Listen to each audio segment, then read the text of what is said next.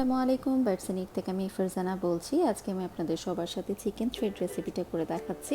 তার জন্য প্রথমেই আমি এখানে একটা চিকেনের ব্রেস্ট পিস নিয়ে নিয়েছি। এই চিকেনটাকে এখন আমি একটু ম্যারিনেট করব। তার জন্য 1 চা চামচ এখানে আদা রসুন বাটা নিয়েছি, 1/2 চামচ লবণ নিয়েছি, 1 চা চামচ মরিচের গুঁড়া, 1 চা চামচ জিরা গুঁড়া এবং সামান্য পরিমাণ ধনিয়া গুঁড়া ইউজ করেছি। 1/4 চা চামচের মতো হবে। 1 চা চামচ ভিনেগার এবং 1 চা চামচ সয়া সস ইউজ করছি এবং 2 চা চামচের মতো আমি চিলি সস